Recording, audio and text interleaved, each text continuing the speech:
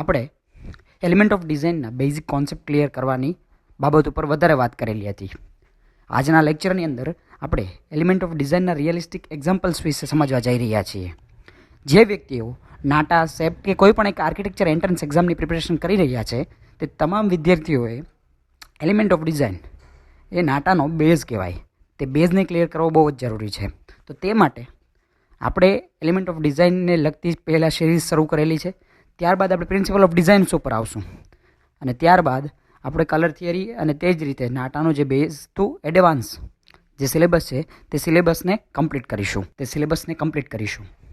તેમાં આપણો બીજો વિડીયો છે અને તે બીજા વિડીયોની અંદર મેઇનલી આપણે એલિમેન્ટ ઓફ ડિઝાઇનના રિયલિસ્ટિક એક્ઝામ્પલ્સને સમજવાના છીએ. કેવી રીતે એલિમેન્ટ ઓફ ડિઝાઇનના એલિમેન્ટ્સને હકીકતના ડિઝાઇનની અંદર એક્સપ્રેસ કરવામાં આવે છે. પહેલેથી એક વખત રિવિઝન કરી લઈએ કે એલિમેન્ટ ઓફ ડિઝાઇનની અંદર કેટલા એલિમેન્ટ છે અને તે હરેક એલિમેન્ટનો શું વ્યાખ્યા છે અથવા તો તેની શું ડેફિનેશન છે તેના વિશે. સૌથી પહેલો એલિમેન્ટ ઓફ ડિઝાઇનનો પહેલો એલિમેન્ટ છે ડોટ. ડોટ એક સ્પેસને રિપ્રેઝેન્ટ કરે છે. ત્યારબાદ છે લાઇન. એક કરતાં વધુ ડોટ કનેક્ટ કરીને લાઇન ક્રિએટ થાય છે. લાઇનની અંદર પણ ડાયરેક્શન ઓફ લાઇન અને થિકનેસ અને થિનનેસ ઓફ લાઇન આ બે મુખ્ય અગત્યના પોઈન્ટ છે. તેની અંદર થિકનેસ અને થિનનેસ પછી હોરિઝોન્ટલ, વર્ટિકલ અને ડાયગનલ લાઇન, આ 3 લાઇન્સ ઇમ્પોર્ટન્ટ છે. ત્યારબાદ લાઇન પછી એલિમેન્ટ ઓફ ડિઝાઇનનો ત્રીજો અને અગત્યનો એલિમેન્ટ છે શેપ. લાઇન્સને કનેક્ટ કરવામાં આવે અને જે એન્ક્લોઝ સ્પેસ ક્રિએટ થાય છે તેને શેપ કહી શકીએ. શેપ 2D હોય છે, તેને લેન્થ અને વિડ્થ હોય છે, તે ઓર્ગેનિક પણ હોઈ શકે અને ઇનઓર્ગેનિક પણ હોઈ શકે છે. ત્યારબાદ એલિમેન્ટ ઓફ ડિઝાઇનનો ચોથો અને અગત્યનો એલિમેન્ટ છે ફોર્મ. ફોર્મ વિશે વધુ વાત કરીએ તો ફોર્મ એલિમેન્ટ ઓફ ડિઝાઇનની અંદર ખૂબ જ અગત્યનો છે. ફોર્મ 3D હોય છે, 3 ડાયમેન્શનલ હોય છે. ફોર્મને લેન્થ, વિડ્થ અને કંઈક હાઇટ હોય છે અને કંઈક વોલ્યુમ પણ ધરાવે છે. ફોર્મનું કમ્પોઝિશન નાટાની અંદર ઘણી બધી રીતે પૂછવામાં આવે છે. ત્યારબાદ છે એલિમેન્ટ ઓફ ડિઝાઇનનો ચોથો અને અગત્યનો એલિમેન્ટ ફોર્મ. ફોર્મ 3 ડાયમેન્શનલ છે. ફોર્મને કંઈક લેન્થ છે, કંઈક વિડ્થ છે, કંઈક વોલ્યુમ છે અને ફોર્મનું કમ્પોઝિશન નાટાની અંદર ખૂબ જ અગત્યનું છે. સેક્શન બીના ડ્રોઈંગના સેક્શનની અંદર નંબર 2 અથવા તો ક્વેશ્ચન નંબર 1 હર વર્ષે પૂછાય છે કે કા શેપનું કમ્પોઝિશન ક્રિએટ કરીને આપશો, કા ફોર્મનું કમ્પોઝિશન ક્રિએટ કરીને આપશો. અથવા તો તમને પૂછી શકે છે કે ટ્રાયંગલ, સ્ક્વેર, રેક્ટેંગલ, સર્કલ આ તમામ શેપનું કમ્પોઝિશન ક્રિએટ કરીને આપશો. ત્યારે તમારે 2D શેપનું કમ્પોઝિશન ક્રિએટ કરીને આપવાનું રહેશે. જ્યારે તમને સિલિન્ડર છે, પ્રિઝમ છે, આ તમામ વસ્તુઓનો ઉલ્લેખ કરવામાં આવે એટલે કે ફોર્મ્સનો ઉલ્લેખ કરવામાં આવે, સ્પિયર છે, હેમિસ્પિયર છે, આ તમામ શબ્દોનો ઉલ્લેખ કરવામાં આવે ત્યારે તમારે 3 ડાયમેન્શનલ કમ્પોઝિશન ક્રિએટ કરીને એને આપવાનું રહેશે. આ તમામ પોઈન્ટ નાટાના એક્ઝામને રિલેટેડ છે અને આને ખાસ ધ્યાનમાં રાખવા. ઘણી વખત સ્ટુડન્ટ માત્ર શેપ જોઈને એટલે કે ટ્રાયંગલ અને સ્પિયર સમજી જાય છે. સ્પિયરને તે લોકો સર્કલ સમજે છે, જ્યારે સ્પિયર 3 ડાયમેન્શનલ છે અને તે ફોર્મ છે, જ્યારે સર્કલ 2D છે. નાટાની અંદર પ્રશ્ન પૂછવામાં આવે કે તમે શેપનું કમ્પોઝિશન કરીને આપો અને ફોર્મનું કમ્પોઝિશન કરીને આપશો. નાટાની અંદર આ રીતના પ્રશ્ન નહીં પૂછવામાં આવે. નાટાની અંદર પ્રશ્ન પૂછવામાં આવશે તમને 4 સર્કલ છે, 5 ટ્રાયંગલ છે, 2 સ્પિયર છે, એનું કમ્પોઝિશન ક્રિએટ કરીને આપશો. ત્યારે તમારે ફોર્મ એટલે કે સ્પિયર બોલવામાં આવે છે તે તમારે 3 ડાયમેન્શનલ ફોર્મને ક્રિએટ કરવાના છે. જ્યાં ટ્રાયંગલ બોલવામાં આવે છે તે તમારે 2 ડાયમેન્શનલ સ્ટ્રક્ચર ડિઝાઇન કરીને તમારે કમ્પોઝિશન ક્રિએટ કરવાનો થાય છે. તેની અંદર લાઇટ, શેડો એડ કરવાનું કહે છે. તે તમામ રીત તમારે ધ્યાન રાખીને નાટાના એક્ઝામમાં પૂછાયેલા પ્રશ્ન અનુસાર તમારે કમ્પોઝિશન ક્રિએટ કરીને આપવાનું રહેશે. ત્યારબાદ એલિમેન્ટ ઓફ ડિઝાઇનનો 5મો અને અગત્યનો એલિમેન્ટ છે સ્પેસ. સ્પેસની અંદર પણ મેઇનલી નેગેટિવ સ્પેસ અને પોઝિટિવ સ્પેસ છે. નેગેટિવ સ્પેસ અને પોઝિટિવ સ્પેસને આપણે આજના વિડીયોની અંદર ડિટેલમાં સમજીશું કે કઈ જગ્યાએ નેગેટિવ સ્પેસ વધુ યુઝ થાય છે, કઈ જગ્યાએ પોઝિટિવ સ્પેસ યુઝ થાય છે. તેવી જ રીતે એલિમેન્ટ ઓફ ડિઝાઇનનો 6થો અને અગત્યનો એલિમેન્ટ છે ટેક્સચર. ટેક્સચર કોઈ પણ વસ્તુને આપણે વિઝ્યુઅલી અથવા ફિઝિકલી ટચ કરીને ફીલ કરી શકીએ છીએ અથવા તો વિઝ્યુઅલી જોઈને પણ ફીલ કરી શકીએ છીએ. જ્યારે કાચની સરફેસને જોઈએ છે ત્યારે આપણે વિઝ્યુઅલી જ ખબર પડી જાય છે કે સરફેસ રફ નથી, ગ્લોસી છે, સ્મૂથ છે. જ્યારે વુડના ટેક્સચરને જોઈએ છે ત્યારે ખબર પડી જાય છે કે આ ટેક્સચર રફ છે. હનીકોમ્બ ત્યારે પણ તે ટેક્સચર રફ છે, તે વિઝ્યુઅલી પણ દેખાય છે અને ફિઝિકલી ટચ કરીને પણ જોઈ શકાય છે. ત્યારબાદ એલિમેન્ટ ઓફ ડિઝાઇનનો 7મો અને અગત્યનો એલિમેન્ટ છે સ્કેલ અને પ્રપોર્શન. સ્કેલ અને પ્રપોર્શન વિશે વધુ વાત કરીએ ત્યારબાદ એલિમેન્ટ ઓફ ડિઝાઇનનો 7મો અને અગત્યનો એલિમેન્ટ છે સ્કેલ અને પ્રપોર્શન. સ્કેલ અને પ્રપોર્શન વિશે આજના લેક્ચરમાં આપણે ડિટેલમાં સમજીશું. પ્લસ આપણે તેનું એક ફાસ્ટ રિવિઝન કરી લઈએ કે સ્કેલ એટલે સ્પેસ એટલે કે મેઇન સ્પેસ અને ઓબ્જેક્ટ વચ્ચેનો રિલેશનશિપ અને પ્રપોર્શન એટલે ઓબ્જેક્ટ વચ્ચેનો રિલેશનશિપ. તો શરૂ કરીએ. તો આજના વિડીયોમાં તમારું સ્વાગત છે. આજના વિડીયોની અંદર આપણે એલિમેન્ટ ઓફ ડિઝાઇનના હરેક એલિમેન્ટને કઈ રીતે ડિઝાઇનની અંદર એક્સપ્રેસ કરવામાં આવે છે તે તમામ એક્સપ્રેશનને આજના વિડીયોની અંદર આપણે જોવાના છીએ. આપણે વાત કરી તે અનુસાર એલિમેન્ટ ઓફ ડિઝાઇનનો સૌથી પહેલો એલિમેન્ટ છે ડોટ. ડોટને આપણે વિઝ્યુઅલી વિચારીને સમજીએ. કોઈ પણ એક વ્હાઇટ સ્પેસ છે, તે વ્હાઇટ સ્પેસની અંદર આપણે એક કોઈ પણ જગ્યાએ ડોટ મૂકી દીધું, રેડ કલરનું ડોટ. તેને કંઈ લેન્થ નથી, કોઈ વિડ્થ નથી. તો તે વ્હાઇટ સ્પેસની અંદર કોઈ પણ એક પ્રત્યેક પોઈન્ટ એટલે કે પર્ટિક્યુલર જગ્યાએ તે પોઈન્ટ દર્શાવવામાં આવ્યો છે. તો આપણે તેને કહી શકીશું કે ભાઈ તે પોઈન્ટ કંઈક અસ્તિત્વમાં છે, તે જગ્યાએ કંઈક અસ્તિત્વમાં છે, આપણે વિઝ્યુઅલી દેખાય છે તેટલા માટે. ત્યારબાદ એલિમેન્ટ ઓફ ડિઝાઇનનો બીજો એલિમેન્ટ છે લાઇન. લાઇન વિશે સમજીએ કે લાઇનને થિકનેસ થ્રુ પણ સમજાવવામાં આવે છે અને થિનનેસ થ્રુ એટલે કે પાતળી લાઇન હોય છે તે થ્રુ પણ સમજાવાય છે અને જાડી લાઇન થ્રુ પણ સમજાવવામાં આવે છે. તેની ફિલિંગ અલગ અલગ હોય છે. તો તે થ્રુ આપણે સમજીએ કે જ્યારે જાડી લાઇન યુઝ કરવામાં આવે છે ત્યારે તે પર્ટિક્યુલર ટોપિકની કંઈક ડેપ્થ, કંઈક સ્ટેબિલિટી તમને એક્સપ્રેસ કરવામાં આવે છે.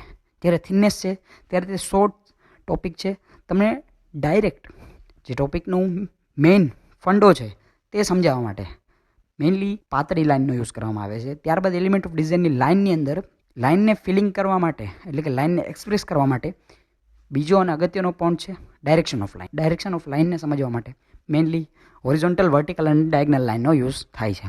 હોરિઝોન્ટલ લાઇનનો યુઝ મેઇનલી કામનેસ, રિલેક્સેશન, જે જગ્યાએ આપણે આરામ કરવાનો છે તે તમામ જગ્યાએ એટલે કે લિવિંગ રૂમ હોય છે. ઘણી વખત લિવિંગ રૂમની અંદર, મેઇન બેડરૂમની અંદર, તમામ જગ્યાએ અથવા તો કોર્ટયાર્ડની અંદર જ્યાં આપણે આરામ કરવાનો છે, જ્યાં આપણે શાંતિ મેળવવાની છે, તે તમામ જગ્યાએ હોરિઝોન્ટલ લાઇનનો યુઝ કરવામાં આવે છે. ત્યારબાદ એલિમેન્ટ ઓફ ડિઝાઇનની અંદર લાઇન, ત્યારબાદ વર્ટિકલ લાઇન વિશે વાત કરીએ. કોઈ પણ એક મેઇન સ્પેસ છે, તમે વિઝ્યુઅલ કરો કે કોઈ પણ એક ઘર છે, તે ઘરની અંદર કોર્ટયાર્ડને અલગ કરવાનો છે, તે ઘરની અંદર ડાઇનિંગ એરિયાને અલગ કરવાનો છે, તે ઘરની અંદર બાથરૂમને અલગ કરવાના છે. તો તે તમામ કોઈ પણ એક મેઇન સ્પેસમાંથી નાની એવી સ્પેસને સેપરેટ કોઈ પણ એક પર્ટિક્યુલર રીઝન માટે આપણે સેપરેટ કરીએ છીએ. તો તે તમામ જગ્યાએ એટલે કે સેપરેશન માટે મેઇનલી વર્ટિકલ લાઇન્સનો યુઝ કરવામાં આવે છે. તે ઉપરાંત વર્ટિકલ લાઇન્સનો બીજી પણ એક ડેફિનેશન છે. તે ડેફિનેશન છે કોઈ પણ એક પર્ટિક્યુલર સ્પેસને કોઈ એક પર્ટિક્યુલર સબ્જેક્ટ માટે રિઝર્વ કરવામાં આવે છે. એટલે કે મેઇન સ્પેસમાંથી આપણે પર્ટિક્યુલર એક સબ્જેક્ટ છે નાહવું, કે ડેઇલી નાહવાનું જોઈએ, તે નાહવા માટે આપણે એક સ્પેસને રિક્વાયર કરેલી છે. એટલે કે સબ્જેક્ટ અનુસાર આપણે જે પ્રમાણે રિક્વાયરમેન્ટ છે તે અનુસાર આપણે એક સ્પેસને રિક્વાયર કરેલી છે. તો તે સબ્જેક્ટને અનુસાર આપણે કોઈ પણ એક સ્પેસને રિક્વાયર કરીએ છીએ ત્યારે પણ વર્ટિકલ લાઇન્સનો યુઝ કરવામાં આવે છે. ત્યારબાદ ડાયગનલ લાઇનનો યુઝ એ સ્પેસ માટે કરવામાં આવે છે કે જે સ્પેસની અંદર તમને તે સ્પેસની ડેપ્થ એટલે કે તે સ્પેસની મહત્વતા સમજાય તે માટે મેઇનલી ડાયગનલ લાઇન્સનો યુઝ કરવામાં આવે છે. ડાયગનલ લાઇન્સને તમે મિટિંગ રૂમમાં પણ મૂકી શકો છો, મેનેજરની ઓફિસની કેબિનની અંદર પણ મૂકી શકો છો. તે તમામ જગ્યાએ તમે ડાયગનલ લાઇનનો યુઝ કરી શકો છો કે જ્યાં તમારે વિચારવાનું છે, એટલે કે જ્યાં તમારે થિંકિંગ કરવાનું છે તે તમામ જગ્યાએ ડાયગનલ લાઇન્સનો યુઝ કરી શકશો. કે જ્યાં કાર્ય શું છે તેના વિશે જાણવાનું છે, તમારે તેના વિશે સમજવાનું છે કે આ શું વસ્તુ છે, શીખવાની છે કોઈ પણ જગ્યાએ. એટલે કે ક્લાસરૂમ પણ હોઈ શકે, ઓફિસ એરિયા હોઈ શકે, મેનેજરની ઓફિસ હોઈ શકે, મિટિંગ એરિયા હોઈ શકે, થિંકિંગ એરિયા હોઈ શકે. આ તમામ જગ્યાએ તમારે મેઇનલી ડાયગનલ લાઇન્સનો યુઝ કરવામાં આવશે. ત્યારબાદ એલિમેન્ટ ઓફ ડિઝાઇનનો ત્રીજો અને અગત્યનો એલિમેન્ટ છે શેપ. શેપ પહેલાં તો 2D છે. શેપની લેન્થ અને વિડ્થ જ છે. Shape 3D dimensional. શેપનું કમ્પોઝિશન નાટાની અંદર ઘણી વખત પૂછવામાં આવે છે. શેપની અંદર ઇનઓર્ગેનિક શેપ અને ઓર્ગેનિક શેપ બંને. ઓર્ગેનિક શેપની અંદર ઓર્ગેનિક એટલે કે કુદરતમાં જે શેપ મળી આવે છે એ બધા. ત્યારબાદ ઇનઓર્ગેનિક શેપ એટલે કે કુદરતમાં જે નથી મળતા, એટલે કે જીઓમેટ્રિક શેપ. આપણા જીઓમેટ્રિક શેપને સમજીએ. સર્કલ છે, રેક્ટેંગલ છે, સ્ક્વેર છે, આ બધા જ શેપ 2D છે. જ્યારે એમને એક નાટાની અંદર પ્રશ્ન પૂછવામાં આવે કે તમે 2D શેપનું કમ્પોઝિશન ક્રિએટ કરીને આપો, પણ જ્યારે તમને એમ પૂછવામાં આવશે કે સ્ફિયર, પ્રિઝમ આનું કમ્પોઝિશન કરીને આપશો, ત્યારે તમારે હકીકતમાં 2D શેપનું કમ્પોઝિશન ક્રિએટ કરીને નથી આપવાનું, ત્યારે તમારે 3 ડાયમેન્શનલ કમ્પોઝિશન ક્રિએટ કરીને આપવાનું છે. એટલે કે નાટાની અંદર ઘણી વખત તમને સવાલ તો સહેલો જ પૂછાય છે પણ સમજવામાં ફેર પડે છે, તેના કારણે તમારા માર્ક્સ કટ થાય છે. ઘણા બધા વિદ્યાર્થીઓને આ પોઈન્ટ ઉપર માર્ક્સ કટ થતા જ હશે, કારણ કે સમજવામાં શું પૂછવામાં આવે છે ને આપણે શું તેને આપીએ છીએ તે વચ્ચેનો બેલેન્સ જ નથી. કારણ કે તમને ફોર્મ સમજાવું, એલિમેન્ટ ઓફ ડિઝાઇનનો ચોથો અને અગત્યનો એલિમેન્ટ છે ફોર્મ. ફોર્મ 3 ડાયમેન્શનલ છે. ફોર્મને બોલવા માટે સ્પિયર, ત્યાં સર્કલ નથી બોલાતું, ત્યાં સ્પિયર જ બોલાય છે. સ્પિયર એટલે ગોળો, કે તેને કંઈક ડેપ્થ છે, કંઈક તેની વોલ્યુમ છે.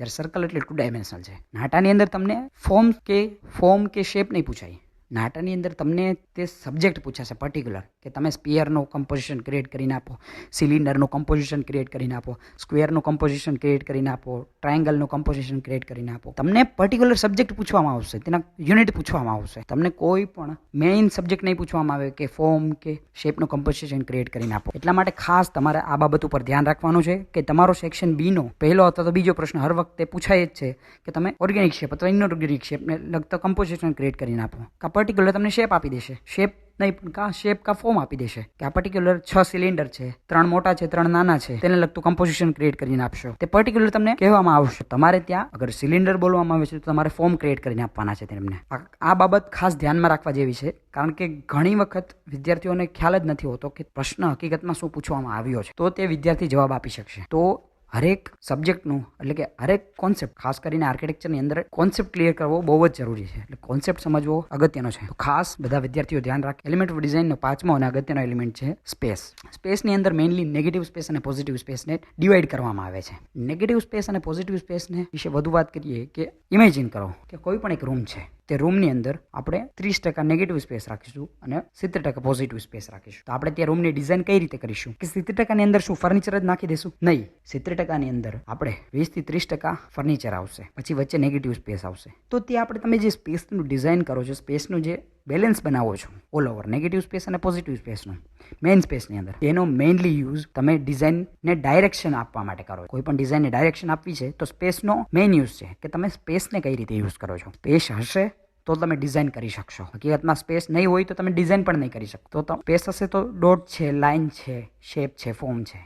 જ્યારે સ્પેસ જ નથી તો તમે કંઈ પણ ડિઝાઇન નહીં કરી શકો. અને સ્પેસ એટલો જ ઇમ્પોર્ટન્ટ છે. સ્પેસની અંદર ગોલ્ડન રેશિયો છે. આ બધા સ્પેસના કહી શકીએ કે ન્યૂટનના ગતિના 3 નિયમ હતા. તે જ રીતે સ્પેસના પણ 1-2 નિયમ છે કે પોઝિટિવ નેગેટિવ સ્પેસનો રેશિયો બેલેન્સ કરવો તમારે. મેઇનલી બેલેન્સ એટલે હરેક બેલેન્સ કરવો એટલે કે 30-70નો 50-50 બેલેન્સ નહીં કરવાનો. 50-50 પણ ઘણી જગ્યાએ થઈ શકે, પણ સ્પેસને અનુસાર જે રીતે રિક્વાયરમેન્ટ છે તે અનુસાર તમે બેલેન્સ કરશો. એટલે તેમાં પણ ગોલ્ડન રેશિયો છે, રૂલ ઓફ થર્ડ છે, આ બધા જ સ્પેસના અમુક રૂલ્સ કે તેને તમારે ફોલો કરવા પડે. તેને ધ્યાનમાં રાખીને તમારે ડિઝાઇન ક્રિએટ કરવાની છે. 6થો અને અગત્યનો એલિમેન્ટ છે ટેક્સચર. ટેક્સચર કોઈ પણ વસ્તુને વિઝ્યુઅલી અથવા તો ફિઝિકલી ફીલ કરી શકો. વિઝ્યુઅલી અને ફીલ તો તમે કરી જ શકો. વિઝ્યુઅલી પણ કદાચ કાચને જોઈને તમને લાગે કે આ સ્મૂથ છે, વુડનું ટેક્સચર જોઈને તમને લાગે કે રફ. તો આ બાબત ખાસ ધ્યાનમાં રાખવાની કે ટેક્સચર પણ ડિઝાઇનનો એક પાર્ટ છે. કઈ જગ્યાએ કેવું ટેક્સચર યુઝ થશે તે તમારા ઉપર છે. તમારા નાટાની અંદર ટેક્સચર એટલું બધું ઇમ્પોર્ટન્ટ નથી, પણ તમે કોઈ પણ એક આર્કિટેક્ચર કોલેજમાં જશો તો તે કોલેજ માટે ટેક્સચર એટલું ઇમ્પોર્ટન્ટ છે. તમે કદાચ ઇન્ટિરિયર ડિઝાઇનિંગનો કોર્સ કરશો, તમે કદાચ આર્કિટેક્ચરનો કોર્સ કરશો, આર્કિટેક્ટ બનશો કે ફાઇન આર્ટ્સ ડિઝાઇનના સ્ટુડન્ટ બનશો, એનઆઈડીમાં જશો, પણ તમારા માટે ટેક્સચર એટલું જ ઇમ્પોર્ટન્ટ છે. કારણ કે જેટલું સ્પેસ ઇમ્પોર્ટન્ટ છે એટલું ટેક્સચર ઇમ્પોર્ટન્ટ છે. એક્ઝામમાં નહીં પૂછાય પણ રિયાલિટીમાં બધી જગ્યાએ સ્પેસ અને ટેક્સચર જ છે. ત્યારબાદ એલિમેન્ટ ઓફ ડિઝાઇનનો 7મો અને અગત્યનો એલિમેન્ટ છે સ્કેલ અને 8મો છે પ્રપોર્શન. સ્કેલ વિશે વાત કરેલી હતી તે પ્રમાણે પહેલાના લેક્ચરની અંદર કે મેઇન સ્પેસ અને ઓબ્જેક્ટ વચ્ચેનો રિલેશનશિપ. મેઇન સ્પેસને અનુરૂપ આપણે ઓબ્જેક્ટ ડિઝાઇન કરી રહ્યા છીએ તો તે સ્કેલ છે. અને જ્યારે પ્રપોર્શન ઓબ્જેક્ટ વચ્ચેનો રિલેશનશિપ, સેટી અને ચાદરનો રિલેશનશિપ કે ભાઈ સેટીની અંદર આપણે કોઈ પણ ગાદલું મૂકીએ છીએ, તે ગાદલું કેવડું હશે તેને અનુરૂપ આપણે ચાદર બનાવીએ છીએ, તો તે પ્રપોર્શન છે. એટલે કે ઓબ્જેક્ટ વચ્ચેનો રિલેશનશિપ. જ્યારે સેટી અને ઘર વચ્ચેનો રિલેશનશિપ લઈએ કે કોઈ પણ એક માસ્ટર બેડરૂમ છે, તે બેડરૂમને અનુસાર આપણે બેડની ડિઝાઇન કરાવીએ છીએ, તો તે મેઇન સ્પેસ અને ઓબ્જેક્ટ વચ્ચેનો રિલેશનશિપ થયો. અને એ ઓબ્જેક્ટ એટલે કે ગાદલું, પછી બેડ ઉપર આપણે ગાદલું રાખ્યું, ગાદલુંને અનુરૂપ આપણે ચાદર બનાવી કે ભાઈ ગાદલું કેવડું છે તે અનુસાર આપણે ચાદર બનાવડાવશું, તો તે રિલેશનશિપ એટલે કે ઓબ્જેક્ટ વચ્ચેનો રિલેશનશિપ એ પ્રપોર્શન થયો. આજના વિડીયોમાં આપણે રિયલિસ્ટિક એક્ઝામ્પલ સાથે સમજેલા છીએ કે કઈ જગ્યાએ એલિમેન્ટ ઓફ ડિઝાઇનના હરેક એલિમેન્ટને કઈ રીતે એક્સપ્રેસ કરવામાં આવે છે. તે તમામ બાબતને આજના વિડીયોની અંદર આપણે સમજ્યા. હવે નેક્સ્ટ વિડીયોની અંદર આપણે પ્રિન્સિપલ ઓફ ડિઝાઇનની અંદર શું શું આવશે, કઈ રીતે પ્રિન્સિપલને એક્સપ્રેસ થશે, કઈ જગ્યાએ હકીકતમાં પ્રિન્સિપલ એક્સપ્રેસ થાય છે, કદાચ તેના પણ 2 વિડીયો આવશે અને જલ્દી આવશે. કદાચ આ જ વીકની અંદર બીજો, ત્રીજો અને ચોથો વિડીયો પણ આવી જશે. એટલે આપણે નાટાને મેઇનલી ફોકસમાં રાખીએ. નાટા જાન્યુઆરી, ફેબ્રુઆરી, માર્ચના ફર્સ્ટ વીકથી શરૂ થઈ જશે. તો ફેબ્રુઆરીની અંદર તમારો તમામ સિલેબસ પૂરો થઈ જાય તે બાબતને ધ્યાનમાં રાખીને હવે આપણે હરેક વિડીયોને ડિઝાઇન કરીશું. આના પછી વિદ્યાર્થીને આની જરૂર છે. અને ખાસ કરીને મારી ઈ બુક એટલે કે પીડીએફ ફોર્મમાં હશે તે બુક. તેની અંદર સમગ્ર કોન્ટેન્ટ હશે કે તમારે નાટાની અંદર હકીકતમાં શું પ્રિપરેશન કરવાની છે, એક્ઝામ્પલ્સ પણ હશે અને તમને ક્વેશ્ચન્સ પણ પૂછવામાં આવશે. તે તમામ બાબતને લગતી એક ઈ બુક ક્રિએટ કરવામાં આવી છે. તે ઈ બુક જલ્દીથી જલ્દી કદાચ આ જ મંથની અંદર રિલીઝ પણ થઈ જશે અને જે વ્યક્તિને જોઈએ છે તે પરચેઝ પણ કરી શકશે. અગર તમને અમારા વિડીયો સારા લાગતા હોય, એમાંથી યુઝફુલ લાગતા હોય તો ખાસ અમારી ચેનલને સબસ્ક્રાઈબ